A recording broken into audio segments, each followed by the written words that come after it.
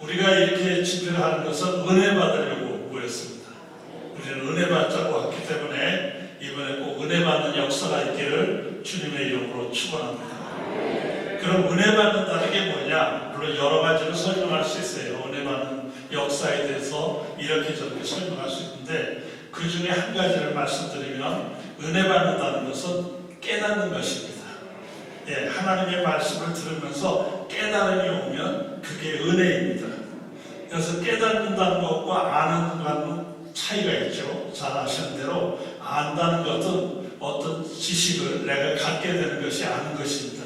그러나 깨닫는다는 것은 그 지식이 내 안에서 내 삶의 변화를 일으키고 내 삶을 바른 방향으로 이끌어가는 역사가 일어나게 될 때 그게 깨닫는 것입니다. 그러니까 아는 것과 깨닫는 것은 하늘과 땅 차이라고 할 수 있어요. 그래서 깨닫는 역사가 있을 때 이게 은혜의 역사입니다. 여러분들이 많이 아실 거예요. 여기 대개 보면 교회 생활을 오래 하신 분들, 어떤 면에서 교회 생활에 익숙하신 분들이 대부분이신 것 같은데 그렇게 많이 안다고 해서 은혜 생활하는 게 아니에요. 많이 알아도 깨달음이 없으면 안 돼요. 이 깨달음이 있어서 그 알고 있는 지식이 내 안에서 하나의 역사가 일어나야 돼요. 능력이 나타나야 되거든요. 그래서 이게 있을 때 이게 은혜의 역사라고 말할 수가 있습니다. 자, 깨닫는 것 가운데 뭘 깨달아야 되느냐? 무조건 깨닫는다고 되는 게 아니고 크게 제일 중요한 것 네 가지만 말씀드리면 뭘 깨닫는 게 은혜냐 하면 첫째, 하나님이 나를 사랑하시는구나. 이게 깨달음이 오면 이게 은혜의 역사예요. 여러분이 이번에 말씀을 듣다가 정말 하나님은 나를 사랑하시는구나. 이게 뜨겁게 가슴에 닿으면 은혜가 임하는 줄 믿습니다. 이게 깨닫는다는 게 바로 그거예요. 하나님이 나를 사랑하시는구나. 이거 깨달으면 이게 은혜의 역사예요. 그 다음에 두 번째는 뭘 깨닫느냐? 내가 죄인이구나 하는 걸 깨닫는 거예요. 은혜 받으면 정말로 내가 어떻게 나 같은 걸 하나님이 사랑하셨을까?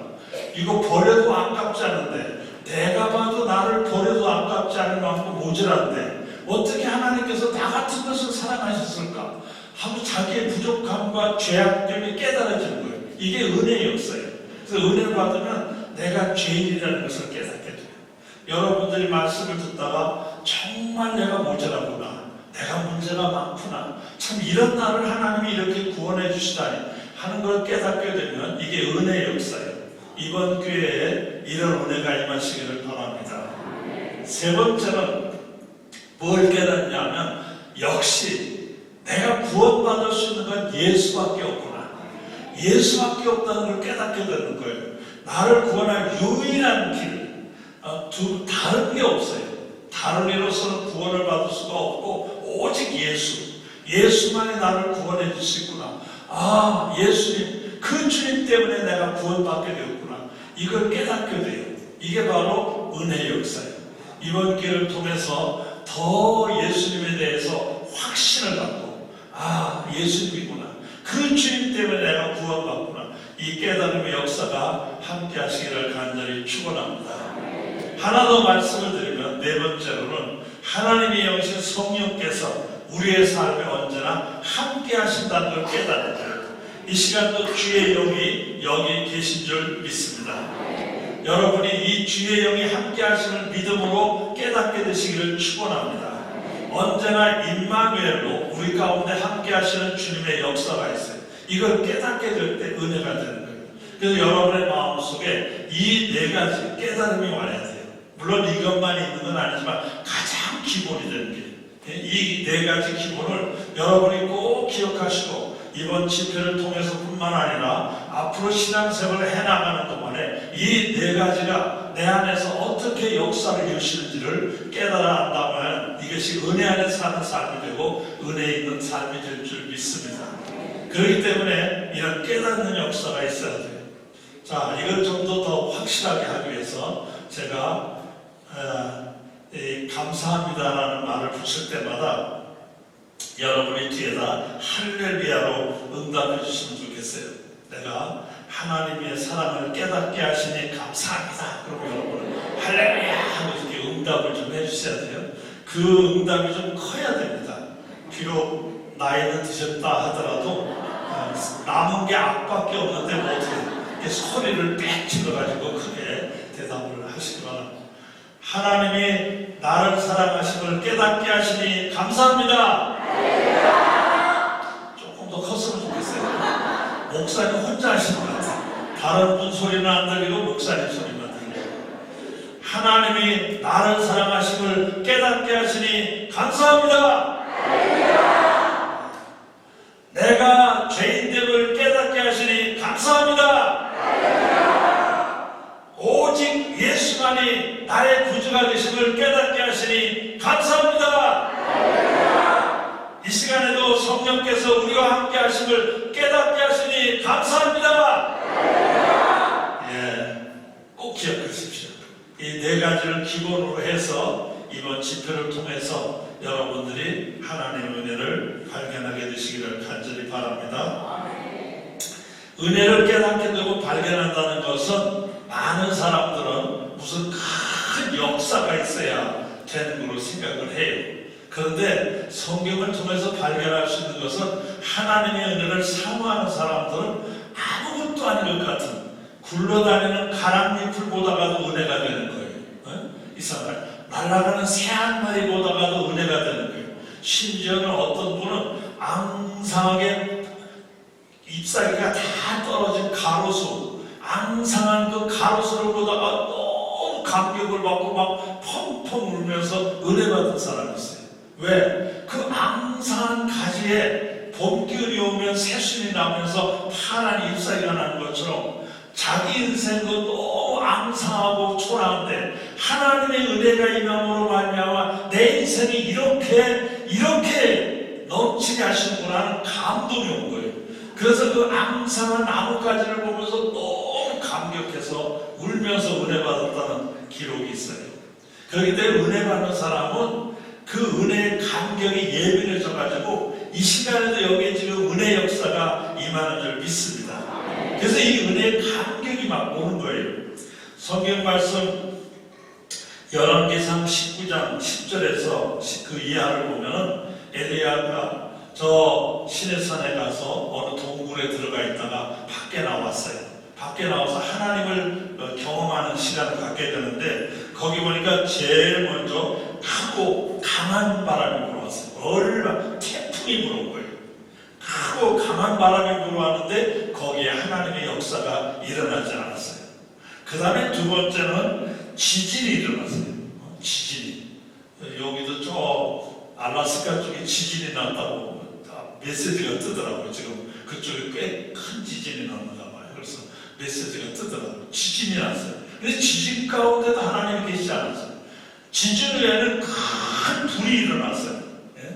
막 태풍이 불어오고 지진이 일어나고 큰 불이 일어나고 그런데 거기에 하나님이 계시지 않았어요.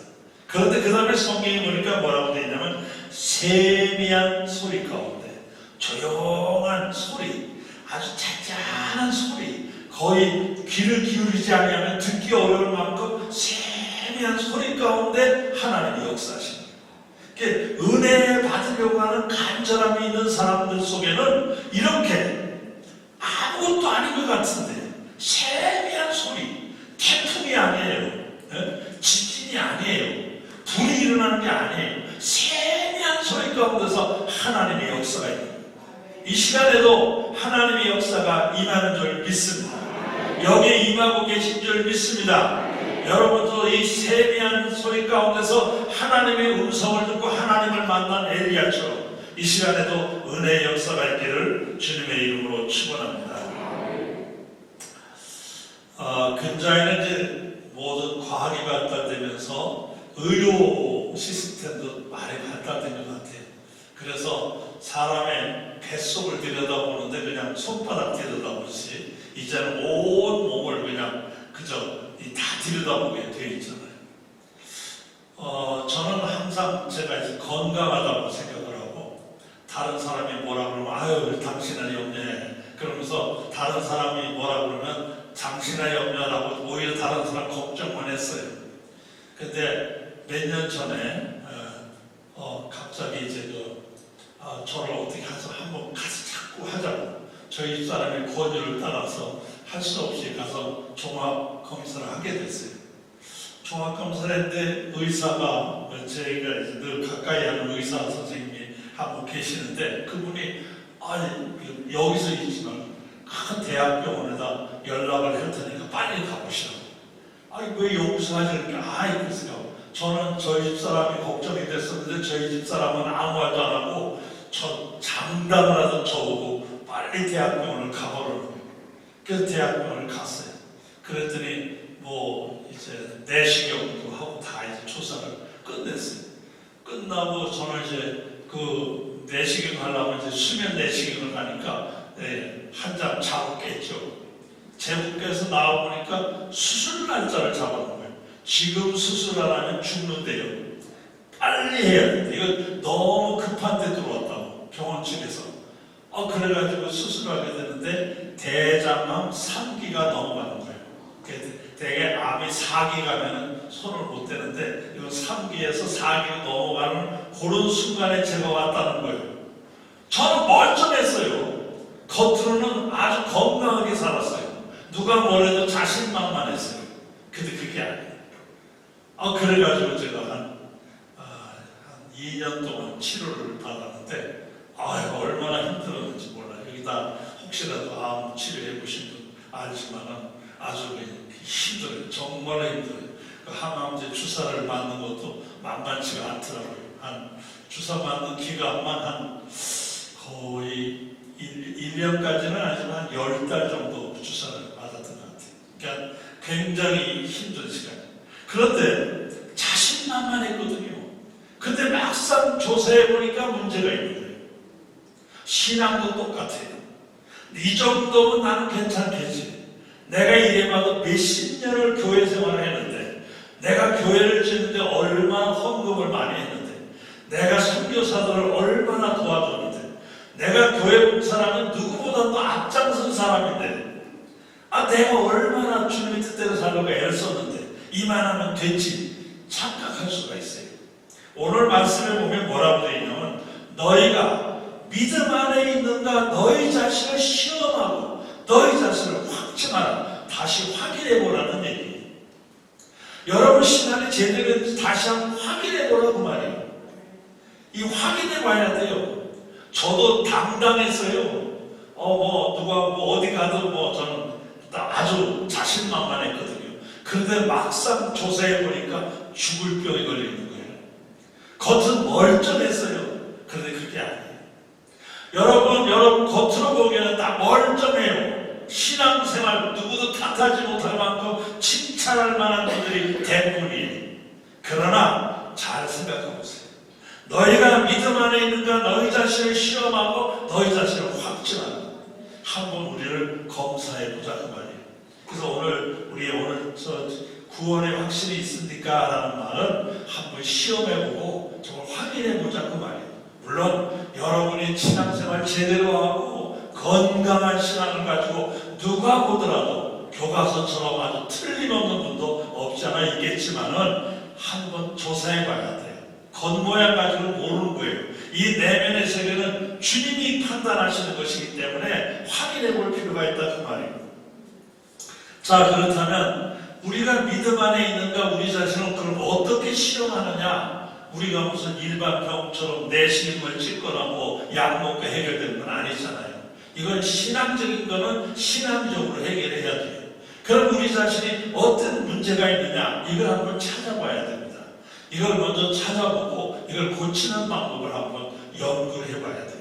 이 시간의 말씀을 통해서 여러분의 혹시 숨어있는 미처 자기도 모르는 문제가 있는지를 한번 확인해보고 이걸 분명히 발견하고 이번 기회를 통해 깨끗이 해결되고 확신 속에서 기뻐 뛰며 찬양하며 믿음 안에 승리하는 여러분 모두가 되시기를 주님의 이름으로 축원합니다. 축원합니다. 이게 아주 중요한 거예요. 자, 그렇다면 내가 먼저 나를 진단하기 전에 대개 문제 있는 신앙이 어떤 신앙이냐? 문제 있는 신앙을 여러 가지로 설명할 수 있어요. 많은 분들의 말씀을 종합을 해서 제가 정리를 해보니까 이런 것들이 있습니다. 첫째, 미지근한 신앙이에요.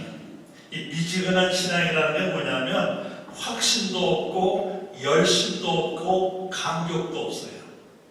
신앙에 확신도 없고 열심도 없고 동시에 감격도 없어요. 은혜 받으면 감격이 있잖아요. 여러분 구원받으면 감격이 있잖아요. 기뻐 뛰며 주를 보게 돼. 이 감격이 있어요. 은혜 받으면 막 말로 설명할 수 없는 감격이라는 게 있는 거예요. 이게 은혜 안에 사는 사람들에게서 발견하는 것이에요. 그래서 은혜라는 말, 카리스마라는 말인데 이 은혜라는 말 카리스마에서 나온 말이 카라라는 말이 있어요. 카라가 뭐냐면 기쁨이에요. 기쁨. 그래서 은혜와 기쁨은 자매지간이에요. 그 은혜 안에는 기쁨이 있어요. 감격이 있어요. 그래서 이 문제 있는 신앙이 뭐냐면 확신도 없고 열심도 없고 감격이 없어요. 여러분이 신앙생활 한다고 하면서 여러분 안에 그런 게 전혀 없었다? 그럼 그건 문제 있는 신앙입니다. 요한계시록 3장 15절 내가 내 행위를 안 하니 내가 차지도 아니하고 더없지도 아니하도다. 내가 차든지 더없든지 하기를 원하노라. 내가 이같이 미지근하여 더없지도 아니하고 차지도 아니하니 내 입에서 너를 토하여 내치리라. 되게 사람들이 뭘 먹을 때 꿀떡 생긴 거, 아유 이거 이상하네, 안 먹겠다 그러면 안 먹어요. 더 이상 안 먹어요. 근데 입이 넘어갔는데 그걸 토하여 낼 정도면 이건 그냥 나쁜 게 아니에요. 여기 주님께서 뭐라고 그러냐면 이 미지근한 신앙의 사람들을 마치 잘못 먹은 음식을 그냥 그만 먹겠다가 아니라 토하여 내는 것처럼 그렇게 싫어하신다는 거예요. 그렇기 때문에 우리 안에 이런 신앙이 있는지를 한번 점검해 봐야 돼요. 그 다음에 두 번째로 문제 있는 신앙이 뭐냐면 자만하는 신앙이에요. 자만하는 신앙이란 뭐냐면 더 이상 도움이 필요 없다는 신앙, 더 이상 신앙의 훈련이 필요 없다는 신앙, 자신의 신앙이 건강하다고 착각하는 신앙. 교회 생활을 오래 한 사람들, 아주 교회에 아주 익숙해요. 뭐 이 교회당에 나가서 예배하고 섬기고 이게 너무 익숙해요. 그냥 다 이게 몸에 배어 있어요. 누가 보더라도 A급 신자예요. 그런데 문제가 되는 게 뭐냐면 그러면서도 자만한 거예요. 속에 은근히 이 정도면 되겠지. 나는 괜찮은 신앙인이지. 여러분 이게 얼마나 무서운지를 알아야 돼요. 고린도전서 10장 12절에 보면 그런즉 선줄로 생각하는 자는 넘어질까 조심하라. 한번 따라서 하세요. 그런즉 선줄로 생각하는 자는 넘어질까 조심하라. 신앙에서 아주 무서운 게 바로 그거예요. 자만하는 신앙. 이 정도면 괜찮겠지라고 하는 생각이 있으면 이건 아주 무서운 병이에요. 신앙에 들어가는 사람은 항상 부족함을 깨닫는 사람, 항상 자기 연약함을 깨닫는 사람, 항상 내가 모자라는 걸 깨닫는 게 이게 신앙에 제대로 된 사람이에요. 이 정도면 괜찮겠지. 내가 얼마나 교회를 열심히 하는데 나만큼만 해보라지. 이런 마음이 들어가면 그건 문제 있는 신앙이 되는 거예요. 그건 절대로 제대로 된 신앙이 아니에요. 제대로 된 신앙은 항상 부족함이 느껴지는 거예요. 항상 모자람이 느껴지는 거예요. 항상 내 나약함이 느껴지는 거예요. 그렇기 때문에 이 사람은 더 배우려고 하고 더 바로 서려고 하고 더 하나님 앞에 엎드리려고 하는 거예요. 그렇기 때문에 선줄로 생각하는 자는 넘어질까 조심하라고 말씀하시는 거예요. 그 다음에 세 번째 문제 있는 신앙을 하나 더 말씀드리면은 불감증의 신앙이라 이렇게 말할 수 있어요. 불감증의 신앙이라는 뭐냐면 영적으로 자신이 얼마나 가난한지를 모르는 사람, 영적으로 자기가 병들어 있다는 걸 깨닫지 못하는 사람이에요. 그래서 요한계시록 3장 17절에 보면 내가 말하기를 나는 부자라 부유하여 부족한 것이 없다 하나 내 곤고한 것과 가련한 것과 가난한 것과 눈먼 것과 벌거벗은 것을 알지 못하더라. 깨닫지를 못하는 게 자신이 지금 어떤 문제가 있는지를 전혀 모르는 거예요. 제가 들은 얘기인데 어느 나이 한 60대쯤 되는 여자분이신데 이분이 수영을 좋아했어요. 수영장에 간 걸 아주 좋아했어요. 근데 그분이 수영장에 가기 좋아하는 이유 가운데 하나는 몸매가 예뻤어요. 그래서 사람들이 그 수영복을 입고 나오는 그 여자만 보면 그 옆에 있는 분들이 너무 아름답다고 칭찬을 많이 하는 거예요. 그 칭찬 듣는 맛이 괜찮아가지고 수영장에, 물론 수영도 잘했지만은 그게 좋아서 수영장에 자주 다녔대요. 특별히 가슴이 예쁘다는 말을 너무 많이 들어가지고.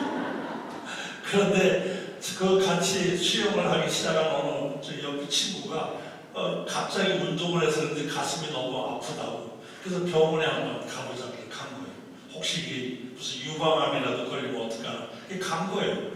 가가지고 이제 그 친구를 검사를 따라갔어요. 혼자 가기 무섭다고 그러니까 따라갔는데 그 의사가 이왕에 오셨는데 같이 해보시죠. 암 검사를 한번 같이 해보라고. 같이 했어요. 그런데 막상 그 같이 간 친구는 너무 갑자기 운동을 하다 보니까 팔이 이제 여기 아립해가지고 가슴이 아프러진 것이었고, 이 사람은 뭐라 그러냐면 그 의사가 하는 말이 당장 수술하는 거예요. 왜냐하면 지금 당신 가슴 속에 있는 유방암은 거의 횟수로 한 27년쯤 됐을 것 같아요. 그래가지고 이제 그분이 제가 좀 아는 분인데 병원에서 잘라내야 되잖아요. 다 잘라내니까 여자분으로서 다 잘라내기 얼마나 너무 충격적이에요. 그래서 저한테 전화를 했어요. 기도 좀 해달라고. 그래서 제가 기도하는데 그냥 펑펑 우시더라고요. 자기는 자랑했던 몸매였어요. 그런데 사실은 안에 암이 가득한 거예요. 이거 얼마나 무서워요. 여러분의 신앙도 한번 잘 생각해 보셔야 돼요. 나는 괜찮은 줄 알았는데 이 정도면 그래도 주님 앞에 설만하지 않을까? 주님께서 착하고 충성된 자와 이렇게 칭찬하지 않을까? 잘못 착각하면 안 돼요. 여러분 이번 기회를 통해서 여러분 안에 있는 문제가 어떤 문제인지 깨달아서 해결함으로 말미암아 오늘 말씀을 근거해서 확신을 갖는, 정말 확신을 갖는 자신만만한 믿음의 사람들이 되시기를 주님의 이름으로 축원합니다. 축원합니다. 우리 찬송가 542장 찬양을 한번 하고 계속 말씀을 이어가겠습니다. 540 구주 예수 의지마음은 여러분 잘 아시는 찬송입니다. 힘있게 여기 자막이 나오니까 박수 치면 힘있게 예수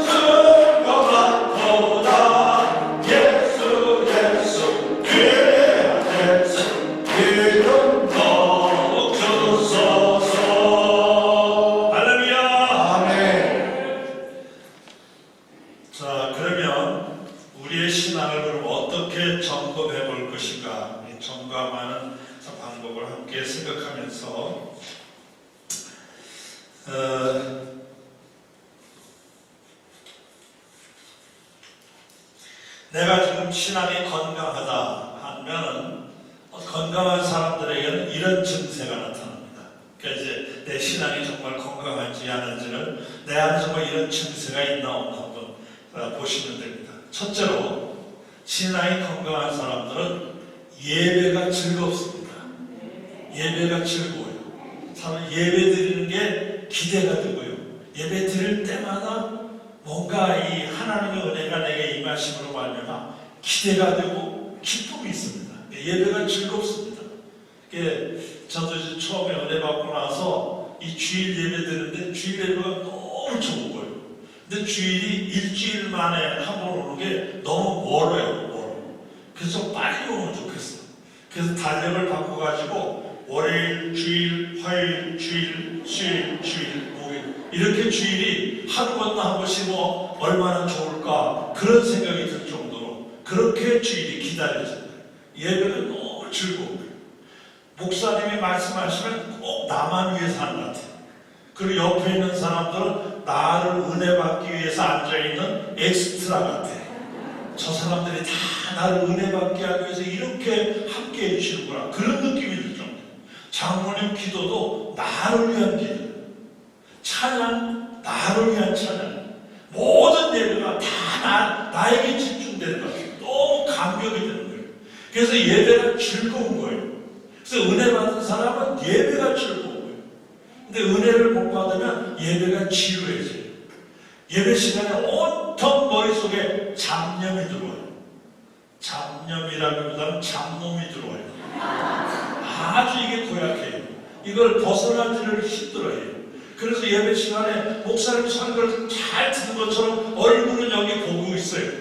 그런데 그 머릿속에는 온갖 잡놈들이 잔뜩 들어가요. 그래서 은혜가 안 되는 거예요. 그 때문에 이 예배가 즐거워요. 여러분 정말 예배 드릴 때마다 즐거움이 있는지 한번 생각해 보셔야 돼요.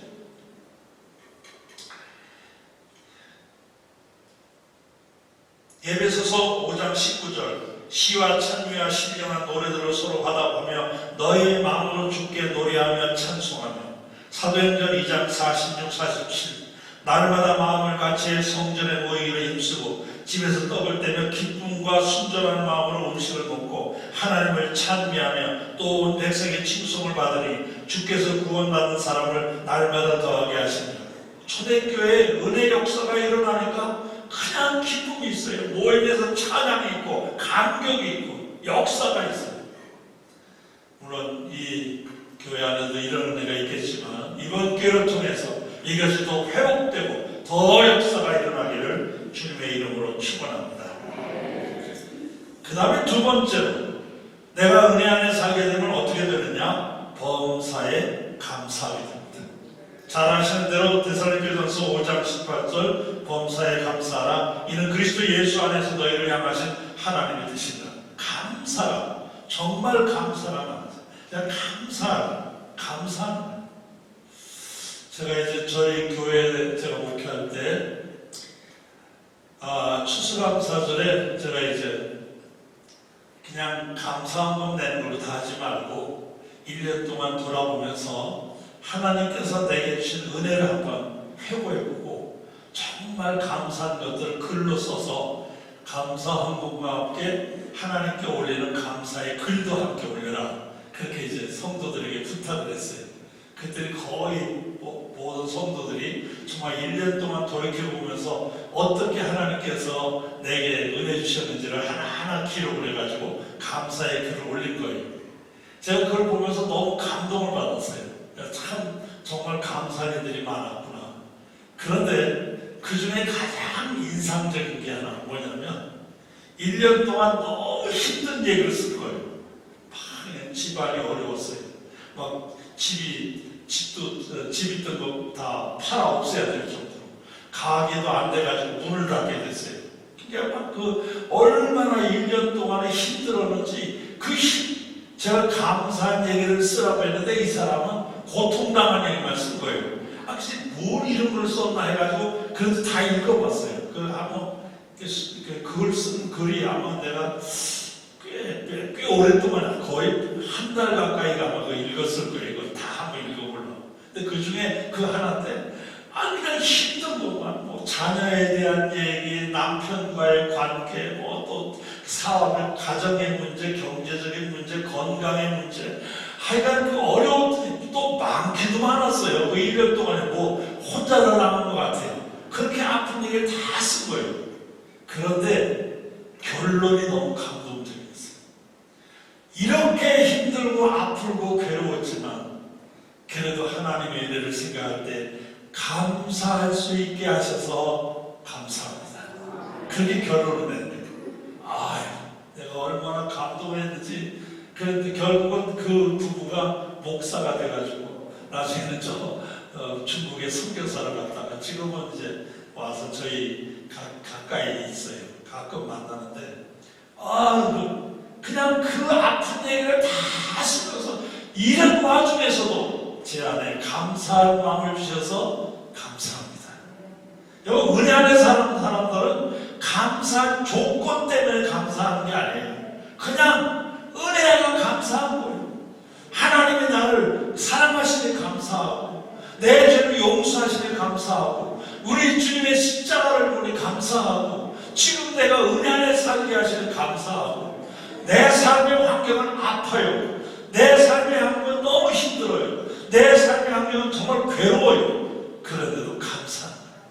이게 은혜 안에 사는 사람들이에요. 조건이 맞아서 감사하는 건 믿음이 제대로 된 게 아니에요. 조건과 관계없어요. 정말 은혜 안에 사는 사람들은 조건과 관계없는 감사예요. 여러분, 이런 은혜의 감사가 넘치시기를 주의 이름으로 축원합니다. 셋째로, 내가 신앙이 건강하다는 사람은 매사가 긍정적입니다. 긍정적이라는 말은 된다, 할 수 있다, 좋다에 관심이 많아요. 안 된다, 못한다, 할 수 없다에 관심이 있는 게 아니에요. 어떤 일을 보더라도 9가지가 나쁘고 1가지가 좋으면 그 1가지 좋은 걸 보는 사람이에요. 그런데 부정적인 사람은 9가지가 좋고 1가지가 나쁜데도 그 1가지를 보는 거예요. 9가지는 안 보고. 그런데 이 신앙 안에서 사는 사람들은 항상 긍정적이에요. 왜? 우리는 전능하사 천지를 만드신 하나님을 아버지로 섬기는 사람들. 그래서 긍정적이 되는 거예요. 항상 긍정적이에요. 안 된다, 못한다, 나쁘다 이거보다는 된다, 좋다, 할 수 있다에 관심이 있어요. 그래서 무슨 일을 당하더라도 안 된다, 못한다, 나쁘다 이거는 예수 안 믿는 사람, 믿음 밖에 있는 사람, 이런 사람들에게 해당되는 것이고, 정말 믿음 안에 사는 사람들은 된다, 할 수 있다, 좋다에 관심이 있어요.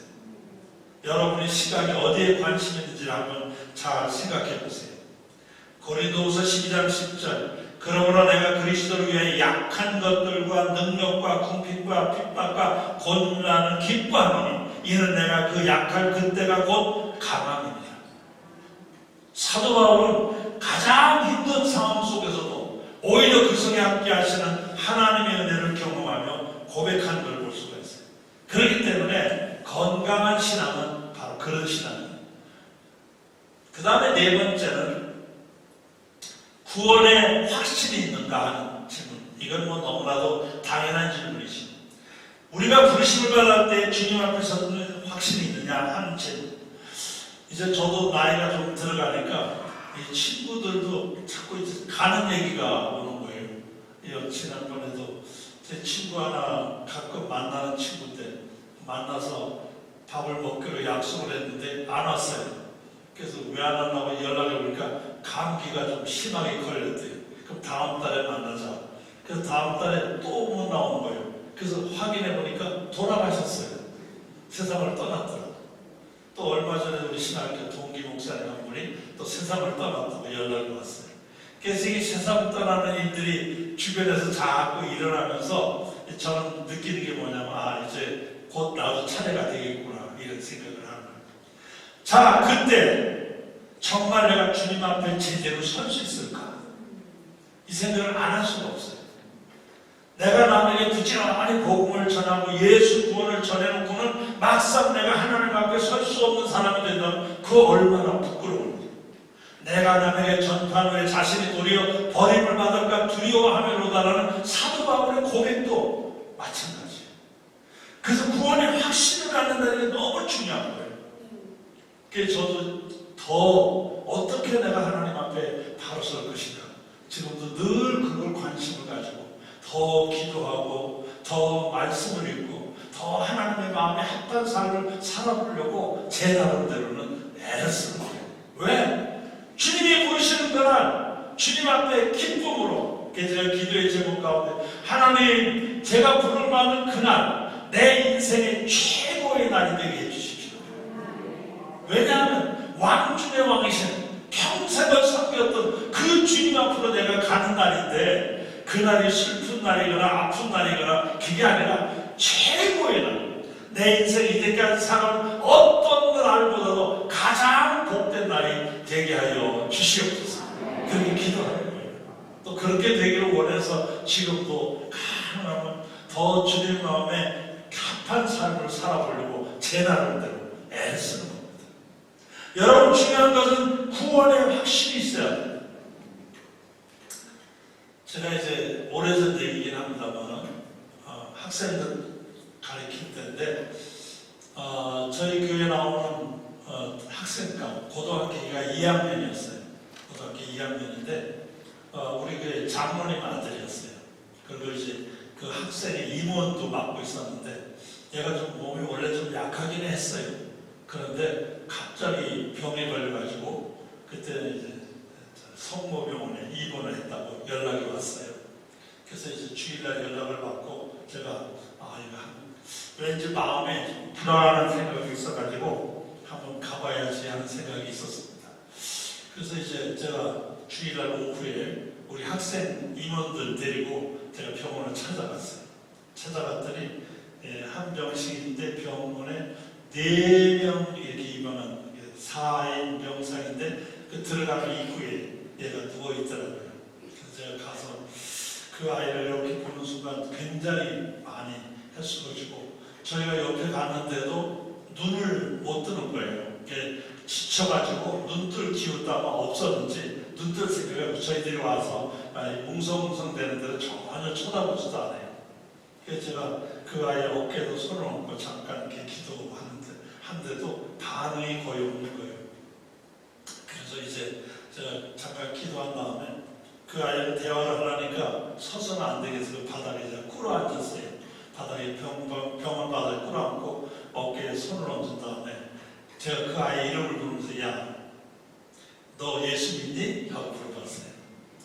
내가 갑자기 예수 믿니? 하니까 눈을 안 뜨더니 갑자기 나를 딱 뜨면서 이렇게 쳐다보는 거예요. 자기가 지금 교회에 학생의 임원이지, 자기 아버지가 장로고 다 알면서, 아니 목사님이 와가지고 예수 믿니? 하고 물어보니까 화가 났는지 눈을 팍 뜨고 날 쳐다보는 거예요. 그래서 내가 네가 장로님 아들이라는 거 나 알아. 네가 우리 학생의 임원인 것도 잘 알아. 그리고 네가 이제까지 교회 생활 잘했다는 거 알아.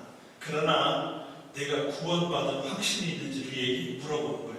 너 지금 만약 부르심을 받는다면 하나님 앞에 갈 수 있어? 하니까 얘가 당황하는 것 같아요. 아주 어쩔 줄 몰라요. 그래서 이제 이렇게 덮고 있는데 이 손이 막 여길 잡았다 막 당황하는 게 아주 역력해요. 그래서 가만히 보고 있다가 제가 이렇게 막 손을 이렇게 움직이는 손을 내가 밑으로 꽉 잡았어요. 잡고 너 지금이라도 예수를 내 구주로 영접하고 싶다면 그렇게 생각해. 내가 도와줄게.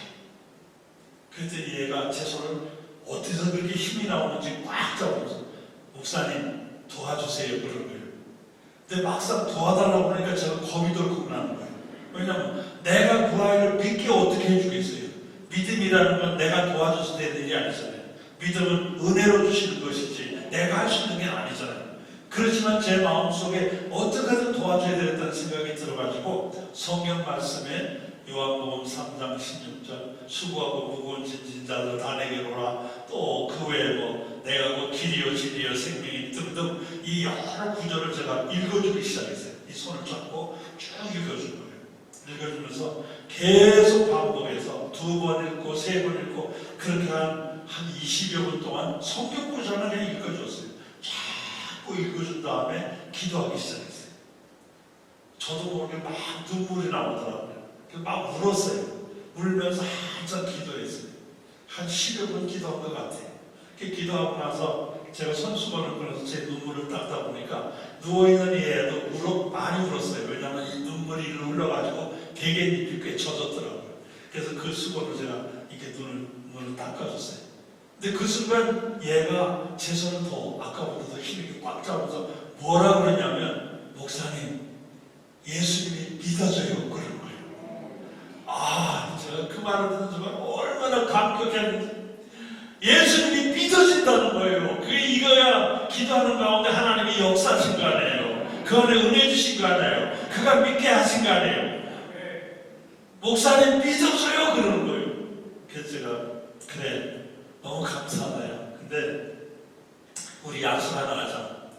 누가 먼저 갈지 모르지만은 혹시 내가 먼저 가거나 내가 먼저 갈지도 모르지만은 우리 먼저 간 사람은 천당에서 기다리기다. 그래서 그때 나중에 오는 사람을 환영하게 하자. 그랬더니 이 애가 그렇게 해요. 그래서 제가 새끼손가락을 보고 약속을 했어요. 그 다음날 아침에 걔가 세상을 떠났어요. 고등학교 2학년짜리인데 저는 가끔 하나님 나라를 생각할 때마다 걔 생각이 나요.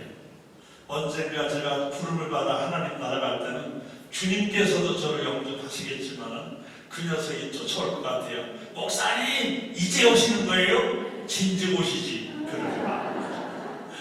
내 마음속에 환영할 것 같아요. 그래서 저는 가끔 기도하다가 그 하나님 나라 생각하면 물론 제 앞에 먼저 간 저희 할머니라든지 이런 믿음으로 사신 어른들의 생각도 나지만 걔 생각도 꼭 나요. 꼭 기다릴 것 같아요. 구원의 확신인 거예요. 확신.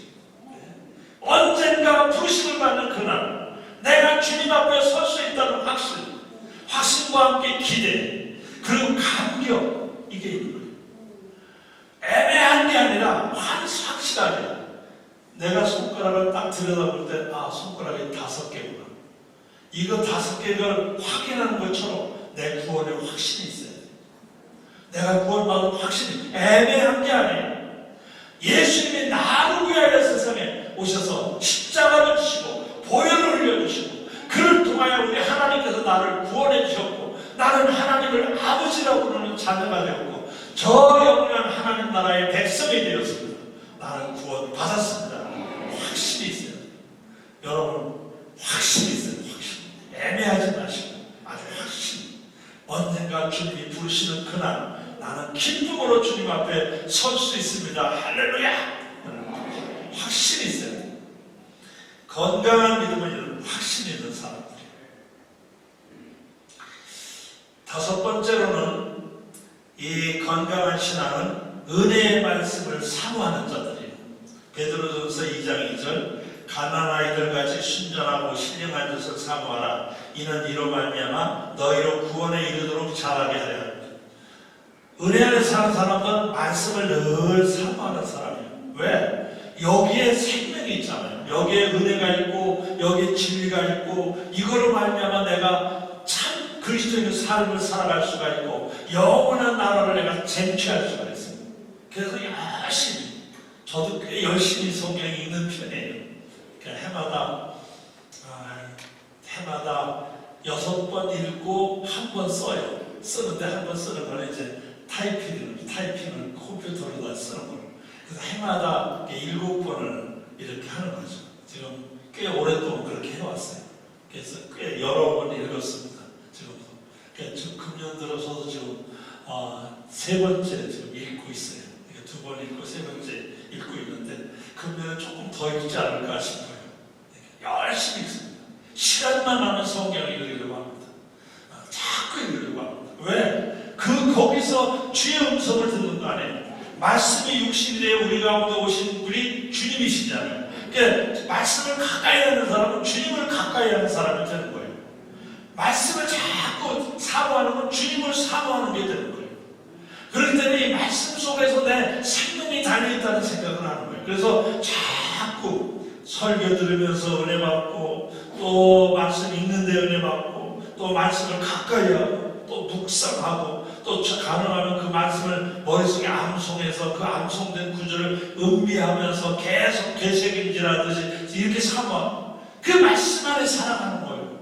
이게 바로 건강한 믿음의 증거 가운데 하나예요.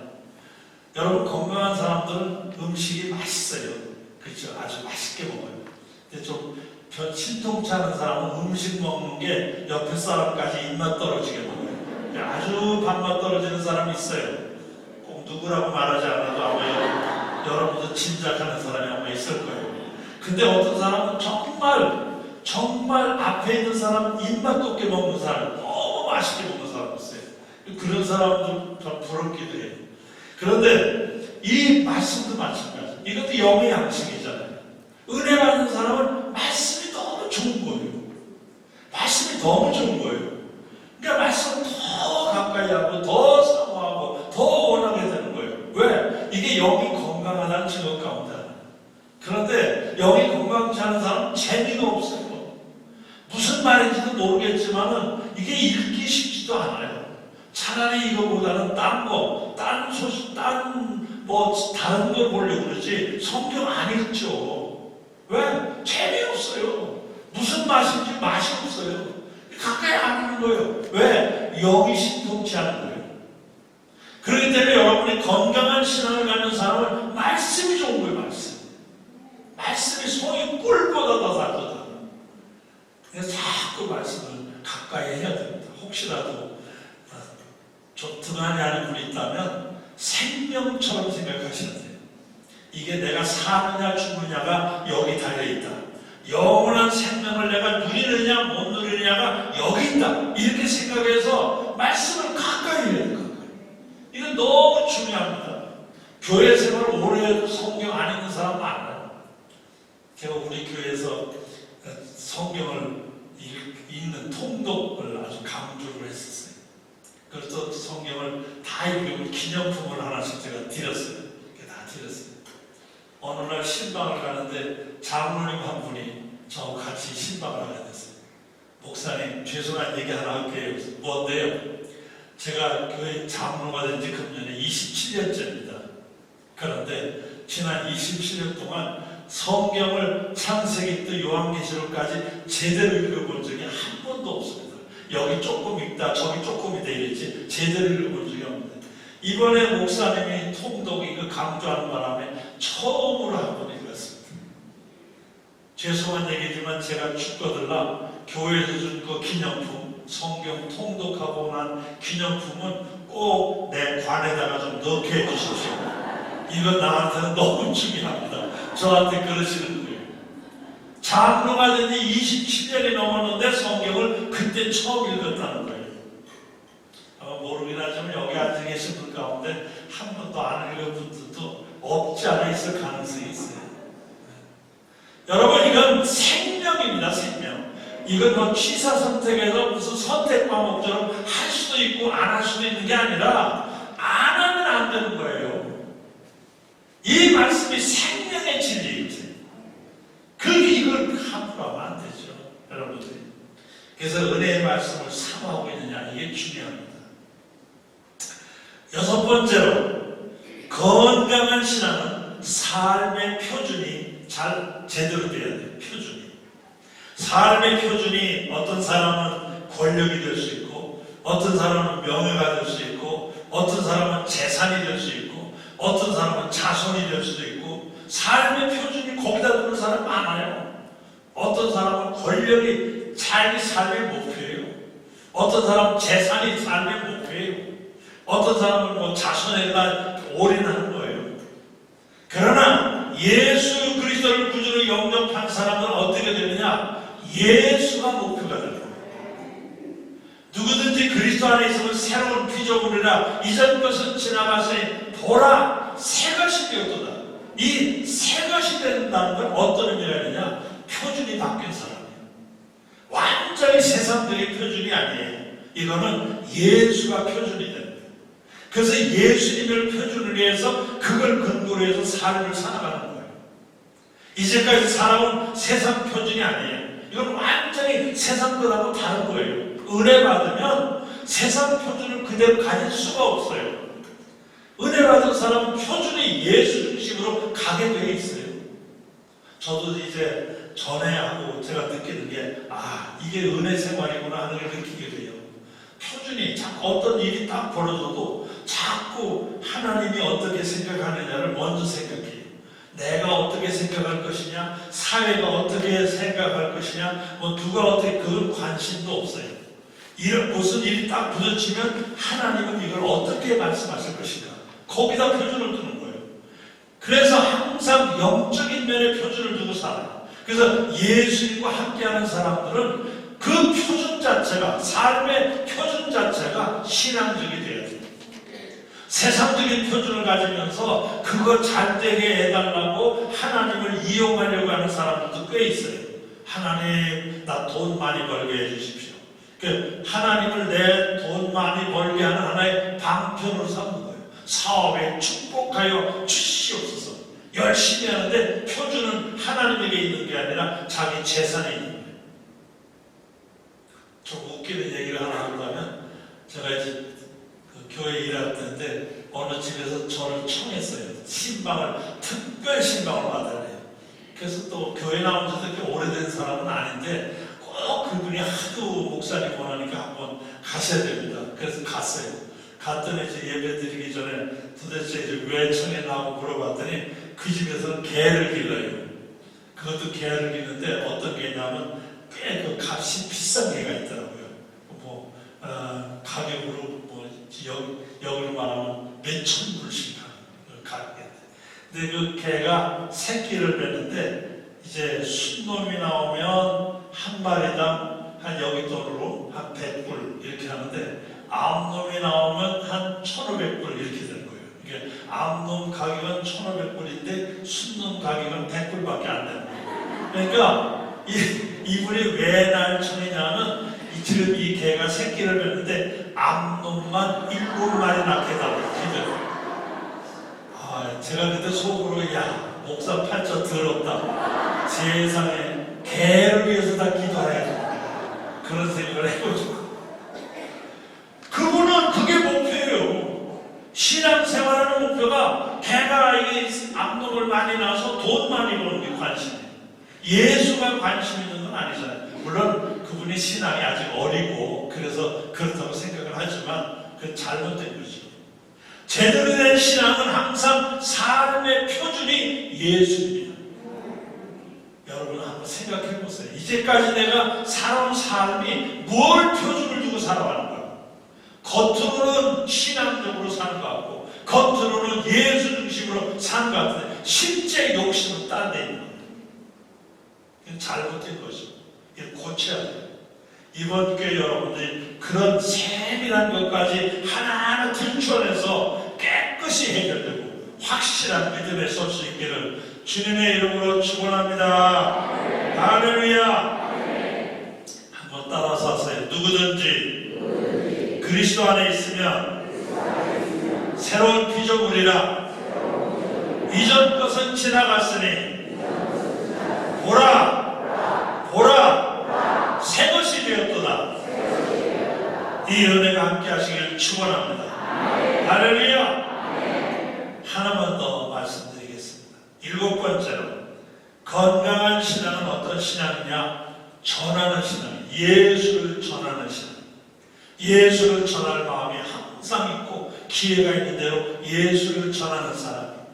예레미야 20장 9절 내가 다시는 여호와를 선포하지 아니하며 그 이름을 말하지 아니하리라 하면 나의 중심이 불붙는 것 같아서 골수에 사무치니 답답하여 견딜 수 없나이다.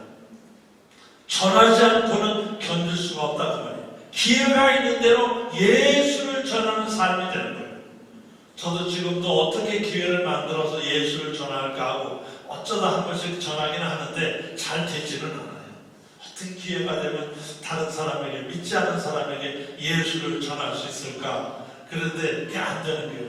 오늘도 제가 호텔에서 엘리베이터를 타고 나가는데 외국 사람이 하나 탄 거예요. 저 사람에게 내가 예수를 어떻게 전할 수 있을까 생각만 했지 결국은 못 전했어요. 그래서 그냥 좋은 하루 되라고 해봐 굿데이 그랬더니 그 사람은 유튜브로 된다고. 그때 이거 예수를 어떻게 전해야 되는데 내가 이거 말이 좀 잘 안 돼가지고 이걸 어떻게 할 줄을 몰라서 속으로만 그러다 말았어요. 은혜 안에 사는 사람들은 예수가 생명이잖아요. 예수 없으면 누구나 멸망이에요. 구원받는 사람은 없어요. 오직 예수만이 유일한 구원의 길이요. 죽어가는 사람 보면서 그걸 건지려는 마음이 없다? 그건 그 진짜 신앙이 아니죠. 적어도 내가 예수를 생명의 구주로 한다면 전하지 않고는 못 견디는 거예요. 전하지 않고 못 견디는 거예요. 전해야만 되는 거예요. 이게 바로 건강한 신앙의 증거 가운데 하나예요. 건강하지 않은 사람은 뭐 생각도 없어요. 예수를 전할 생각도 없어요. 하지도 않아요. 그래서 건강하면 기회가 있는데 어떻게 전해보려고 전하려는 마음이 이 안에서 있어요. 왜? 이 예수가 너무 귀하니까. 예수보다 귀한 게 없잖아요. 예수가 바로 생명이잖아요. 예수가 바로 영생의 길이잖아요. 이 전하려는 마음이 있어야 돼요. 내가 다시는 여호와를 선포하지 아니하며 그 이름을 말하지 아니하리라 하면 나의 중심이 불붙는 것 같아서 골수에 사무치니 답답하여 견딜 수 없나이다. 여러분, 예수를 전하는 감격이 여러분 안에서 불붙듯 솟아나기를 주의 이름으로 축원합니다. 할렐루야. 저희 교회에 나오는 그 분이 계시는데 아주 참 신앙생활을 잘해요. 열심히 새벽 기도도 열심히 나오고 회사도 꽤 큰 회사에 그때 그분은 상무가 사장은 아니고 근데 그 집안 내에서 하는 건데 자기 위에 어른이 사장이고 이분은 젊으니까 상무인데 참 신앙생활을 열심히 잘하는 거예요. 근데 어느 날 갑자기 전화가 왔어요. 받았더니 그분이에요. 왜 전화했냐 했더니 아버지가 중병을 앓고 계신데 예수를 안 믿는데 그래서 목사님 오셔서 우리 아버지 좀 예수 믿게 좀 도와주세요. 그러니까 좀 목사님 꼭 와서 우리 아버님이 이제 세상을 떠날 것 같은데 구원받아야 될 텐데 저렇게 고집을 부리시고 안 받아들이니까 어떻게 할지 모르겠다고. 그래서 갔어요. 갔더니 누워 계시더라고요. 누워 계서 그 옆에 가서 앉아가지고 예배 드리려고 갔더니 이 사람이 그 아버지가 뭐하러 왔어? 그런 거예요. 갑자기 뭐하러 왔어? 그랬더니 확 돌아는 거예요. 그래서 이게 뭐 어떻게 할 수가 없어요. 뭐라고 할 수도 없고. 그래서 그냥 아무 말도 안 하고 그냥 찬송 부르고 예수만이 유일한 구원의 길이라는 말씀을 전하고 위에서 기도하고 왔어요. 그리고 한 며칠 지나니까 또 전화가 왔어요. 전화하면서 뭐라고 했냐면 지금 아버님이 목사님 꼭 한번 만나 뵙고 싶다고. 지난번에 와서 뭐라고 하냐 확 돌아오던 그 할아버지가 날 꼭 만나고 싶단다. 그래서 그러냐고. 갔어요. 갔더니 그분이 내 손을 잡고 죄송하고 미안하다고. 나 때문에 왔는데 내가 지난번에 너무 무례하게 행동한 것 같아서 미안하다고 그러시는 거예요. 그래서 괜찮다고. 저는 다 잊어버렸다고. 그 생각지도 않았다고. 그 대신 내가 한 가지 부탁했다고. 뭐냐면 예수 믿으시라고. 예수 믿으시라고. 예수 믿어야 이 세상을 떠나도 영원한 하나님 나라의 구원을 받을 수 있지. 만약 예수 믿지 않으면 저 지옥에 무서운 데로 들어갑니다. 로마서 10장에 보니까 누구든지 주의 이름을 부르는 자는 구원을 받는다는 말씀이 있어요. 제가 그 구절을 소개하면서 주여 주여 부르시라고 마음이 답답할 때 주여, 힘들어도 주여, 어려워도 주여 주여를 부르시라. 분명히 주의 이름을 부르는 자는 구원을 받는다고 성경에 기록하셨기 때문에 만약 주의 이름을 부르실 겁니다. 이렇게 제가 말씀을 드렸어요. 그리고 예배 드리고 왔는데 저한테 연락하길래 요새 아버님 어떻게 지내세요? 그냥 아침부터 저녁까지 주여만 찾으십니다. 계속 주여 주여 하시네. 됐다고. 그러니까 주의 이름을 부르는 자는 구원을 얻는다는 그 믿음 가지고 계속 부르면 주님께서 버리지 아니하시고 구원해 주실 줄 믿는다고. 집사님도 그렇게 믿으라고. 그때 어느 날 밤에 전화가 왔어요. 아버님이 아무래도 좀 임종하실 것 같은데 목사님 오셔서 임종 예배를 와서 드려줄 수 없냐고. 제가 있는 데서 거기까지는 차로도 한 30-40분 걸리는 집이 좀 떨어져 있었어요. 그래서 갔어요. 갔더니 돌아가셨더라고요.